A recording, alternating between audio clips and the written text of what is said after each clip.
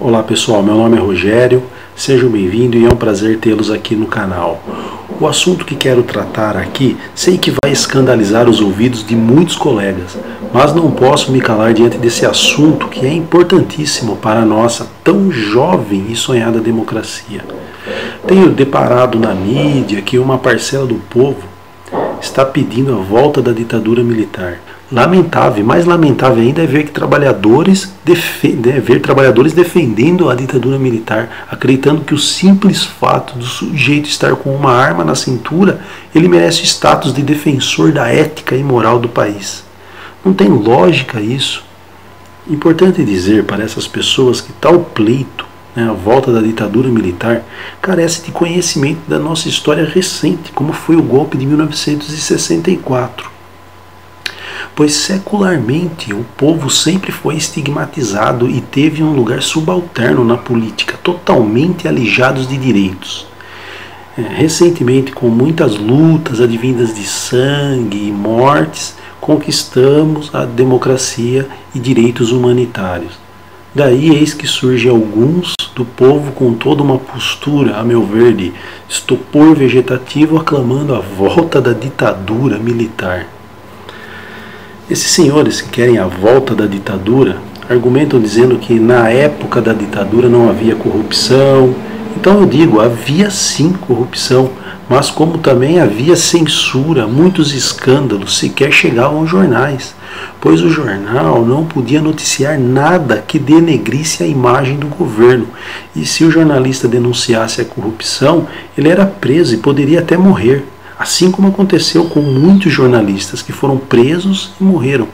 E mais ainda, se você não sabe, o José Sarney, o Maluf e o Antônio Carlos Magalhães, entre outros tantos políticos, que sempre, ou seja, desde que eu existo e escuto na mídia o nome desses políticos envolvidos em casos de corrupção, eles pertenceram ao partido político da ditadura militar, a Arena.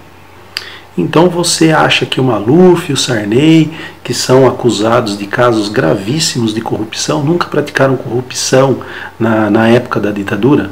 Ainda mais quando naquela época não se tinha um aparelho do Estado que investigava com tanta liberdade que tem hoje na democracia, pois o Ministério Público na época da ditadura não tinha a liberdade que tem hoje, não podia acusar a corrupção que existia durante a ditadura militar. Só para vocês terem uma ideia, em 1976, as redações do jornal estavam tendo uma maior liberdade. Começou ali uma certa abertura, 12 anos depois, apesar de ainda estarem sob censura. O jornalista Ricardo Quiticho publicou no estado de São Paulo, ele publicou no estado de São Paulo reportagens expondo as mordomias de que os ministros e servidores da ditadura militar, financiados por dinheiro público, dispunham em Brasília. Por exemplo, uma piscina térmica banhava a casa do ministro de Minas e Energia, enquanto o ministro do Trabalho contava com 28 trabalhadores em sua casa para serviços particulares. No governo Médici também se observavam diversas regalias. O ministro do Exército, cuja pasta ficava em Brasília, tinha uma casa de veraneio na Serra Fluminense, com direito ao mordomo. Os generais do Exército, 4 estrelas, possuíam 2 carros, 3 empregados e casa decorada. Os generais de brigada, 2 estrelas, iam para Brasília e contavam com 27 mil para comprar mobília, para mobiliar a casa. 27 mil dólares para mobiliar a casa. Então esses são ali toda a mordomia que a ditadura militar dispunha, dinheiro nosso. Portanto, casos de corrupções também existiam na ditadura e da forma mais funesta, como por exemplo o contrabando na polícia do Exército, que a partir de 1970, dentro de uma companhia, de um batalhão da Polícia do Exército do Rio de Janeiro, sargentos, capitães e cabos começaram a se relacionar com o contrabando carioca. Tem até um capitão conhecido, famoso na época, que chegou a receber medalha de honra, medalha do pacificador pelo combate à guerrilha, na época da ditadura. Ele, que era integrante de quadrilhas que Ele era integrante de quadrilha que comercializava ilegalmente caixas de uísque, perfumes e roupas de luxo, inclusive roubando cargas de outros contrabandistas. Mais tarde, esse capitão, ele se tornou um dos principais nomes do jogo do bicho no Rio de Janeiro.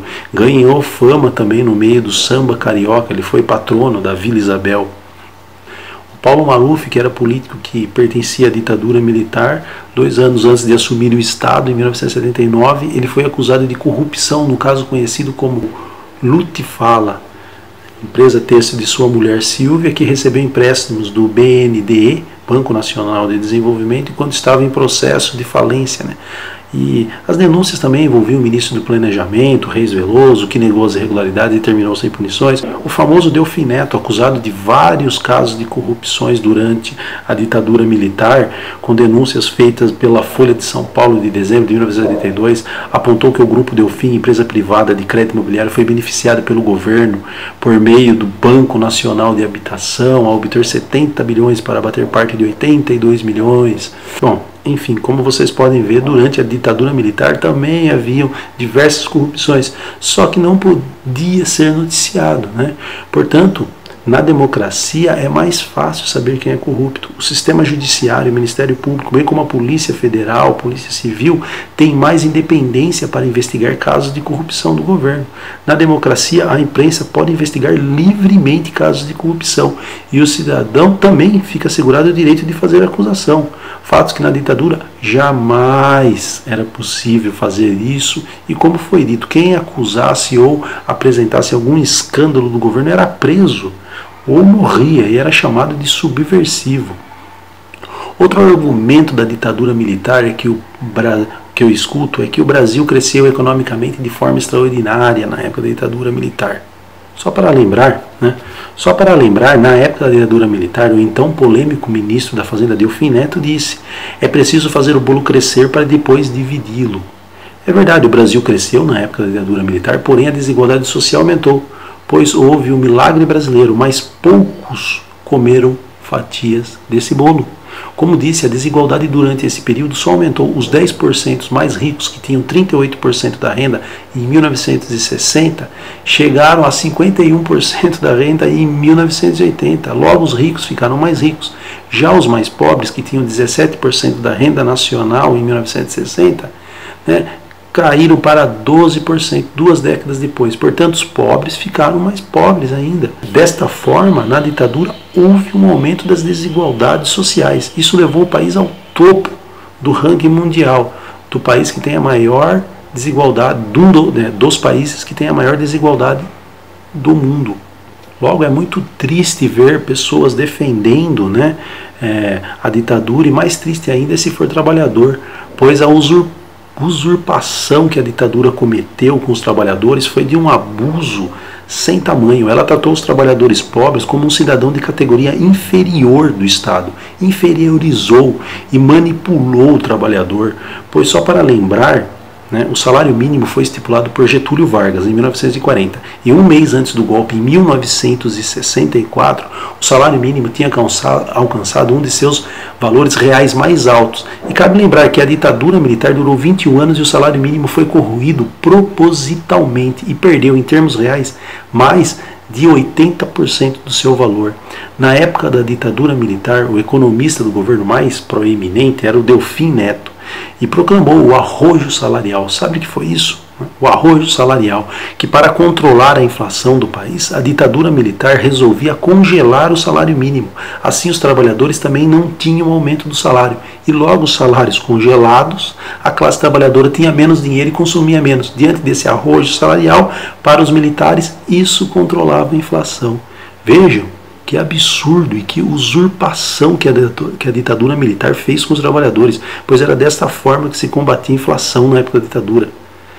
Lamentável, mais lamentável ainda é ver trabalhadores defendendo a ditadura militar, acreditando que o simples fato do sujeito estar com uma arma na cintura, ele merece o status de defensor da ética e moral do país. Não tem lógica isso. Bom, ficaremos por aqui. Se vocês gostaram do vídeo, deem um like, curtam o vídeo, se inscrevam no canal, assistam os outros vídeos. Até um próximo vídeo. Tchau, tchau.